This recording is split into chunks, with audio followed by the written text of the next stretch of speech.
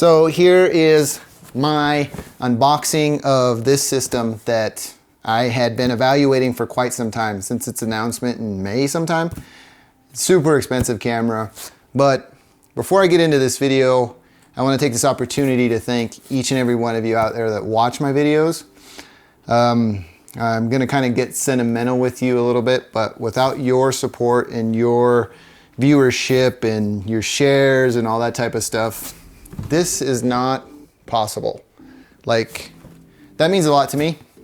I'm a rather small channel, and it means quite a bit to me that you allow me into your lives via tablet, computer, whatever, phone, and you watch my videos, you like, you comment, you share, and that has allowed me to step into this realm of professional cameras. And I just want to say thank you. So with all that out of the way, let's go ahead and get into this box. So the first thing that I see while I'm looking at the box here is the monitor cable, made in Vietnam. So the next thing that you see in the box is this little power adapter cable. This allows me to plug in the power brick. The next thing is another, this is the battery charger cable. The top handle, I am going to get into this one because I want to take a look at this. This thing is super sturdy, even though it's made out of plastic. Like, there's no real play or creak into it at all. Fantastically constructed.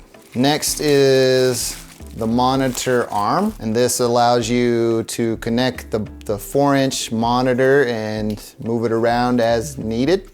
So this connects to the top handle in the front, like this. And then you can even remove this portion here. I've done some research. You can remove this portion right here and connect it directly to the body. The second most important part of this system, the monitor. So here's the 4-inch monitor. You got some function buttons, a toggle, cancel button, and a display button. This is also touchscreen.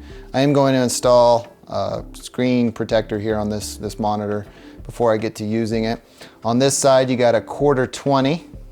And this is the main primary side in which you'll connect it to that monitor arm I just showed. And then you also have a 1/4-20 on the bottom, so you can mount it to a third-party mount if you need to. Around the back, you have the monitor connection. So this is the video in that lets you process that. The cool thing about this monitor is that it takes full advantage of Canon's dual pixel autofocus, so you can touch to focus. This is a first in Canon's cinema series of cameras. So I'm pretty stoked about that. Here is a shoulder strap that I do not plan on using because I am addicted to peak design. So I'm just gonna keep this in the box. You get an Allen key. Here is the AC adapter. So this allows me to go directly into any AC wall outlet and power my camera without using battery. Here is the battery charger brick. So this connects directly to the battery charger for BP-A30 and BP-A60 battery. You get one BP-A30 battery included with the purchase of this camera. You get a shotgun mount, which has some play in it, so you can kind of run and gun with a shotgun mount directly connected to the C200.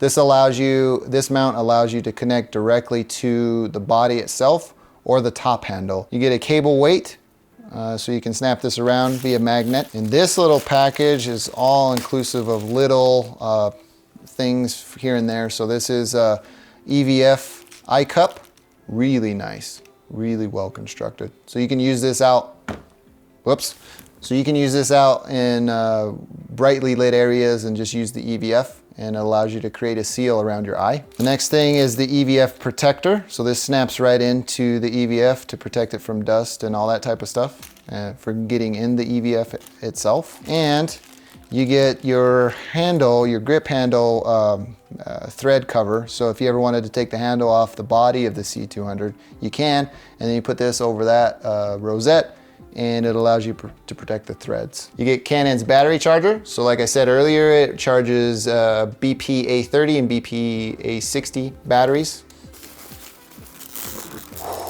This is exciting. Oh man. I've been watching so many videos on this. Oh, it's so small. I gotta be quiet because my kids are going to bed in the other room. This is amazing. This is amazing. I'm at a loss for words. Again, like I sopped this video up in the beginning saying thank you to each and every one of you. Like, I am just extremely thankful. Like, this is a product of my hard work and your appreciation of that hard work and your willingness to watch and continue to watch and share. I am extremely grateful for that. Thank you, everybody. Let's go ahead and take a closer look at this camera body. As you can see, the C200 is extremely small. I took some time and removed the handle that it ships installed and put the thread cover on, and you can see how like portable this cinema camera is if the Sony would stop trying to focus on my face. All of your setting, quick function buttons are on this side, and then everything for your handle lives on this side. But this is like really small for a cinema camera. This is much, much more boxy and not heavy at all. I'm really excited to get this on a gimbal and put the dual pixel autofocus system to work for me, as I am kind of a one-man type of show. Here is the thread cover. So I'm gonna go ahead and remove that so you can see that there is a rosette connector. From my understanding, the other cinema cameras don't have standard, it's proprietary to Canon. So with that, I can just install a wooden handle that I have from Small Rig. It's very clear and apparent that the XLRs exist on the body now and they're not in the handle. But there's also a line in for mic up here at the top, which I'm interested in kind of testing that, because that hasn't really even been talked about in some of the videos that I've seen. And I pretty much watched all of the videos on YouTube and Vimeo 3 or 4 times already. Here are the threads for the shotgun mount for the camera that I showed earlier. So you can mount it directly to the body and you don't have to use the top handle at all. Here are your mic settings for this XLR port, and here are your mic settings for this XLR port on this side. As we turn the camera a bit, you can see that there are some ports here. So you got the remote. Canon makes a super expensive remote that I'll never ever use, but you have the port there. And then you have HDMI here.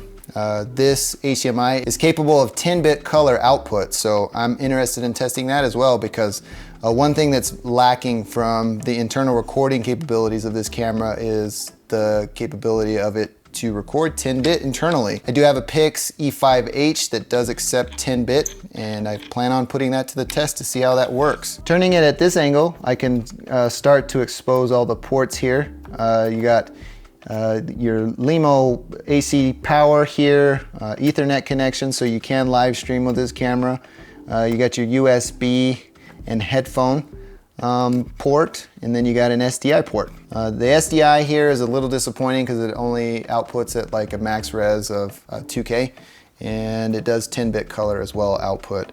You cannot, at this time of this video, you cannot output SDI and HDMI at the same time. It's just a limitation of the camera and the system, which is unfortunate, but it's not unfortunate for me because I don't have anything that's SDI capable. When I was looking into this camera, I was interested in if the EVF was removable, because there is a C200B model that doesn't have this. It is not removable, and I was also interested in the degrees of freedom this has. It does have a significant amount of degrees of freedom, but it is not removable. Going around the back here, you have a select slot input, and you got 2 SD card slots, which these kind of snap up, which is really nice. I really like that. You can have you know, redundancy in your recordings, so that I really like that. Here are your audio adjustments.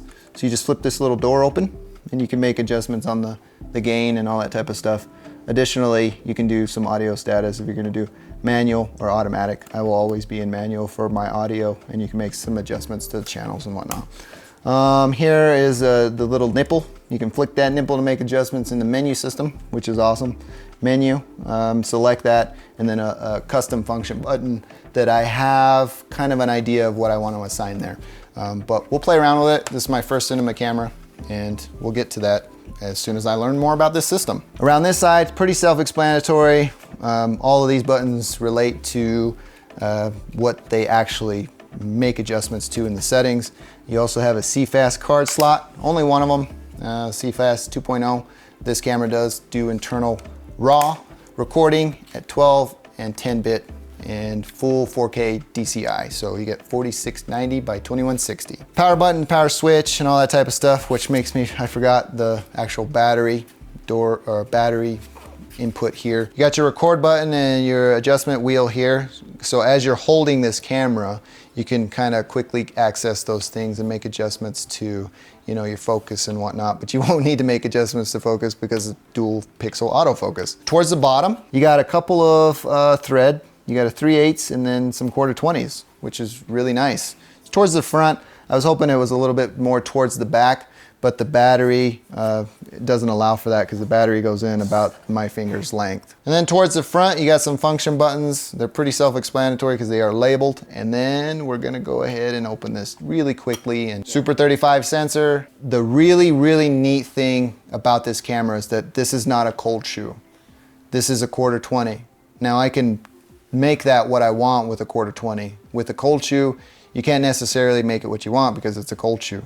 This, I can mount a cold shoe to it, or I can mount something else. Top handle, I can take the top handle off. I can use this system pretty much however I want. I kind of want to get out and shoot with this thing, and I'm going to add some samples at the end of this, so this video is probably going to be like 15 minutes long, but oh well. I wanted to share with you my excitement on this. I also want to, before I close this, I want to say why I chose this system. There are 3 things. It's an all-in-one system that has a fantastic autofocusing capabilities. And this is going to allow me to do things on my own much easier. There are built-in XLR with phantom power, all in one body. I'm not going to be stringing things along and all that type of stuff. And that was very appealing to me. Another thing is has built-in ND filters. I cannot tell you how tired I am of threading and changing my variable ND filters from shooting in an outside environment to inside. I really just want an all-in-one system. And I wanted a system that is tight, compact, and fairly lightweight. I mean, I'm holding it here. I'm not becoming fatigued or anything like that. This system for me is key in my success here because it's going to allow me to be faster in my creative process because I have less to set up, less to take down, just less to worry about because it's all in one system. And I will be doing a review, but I do want to spend quite a bit of time with this system before I give my thoughts. Thank you again. Let's get into some sample footage, and I am Tomas, and I'll catch you in the next one.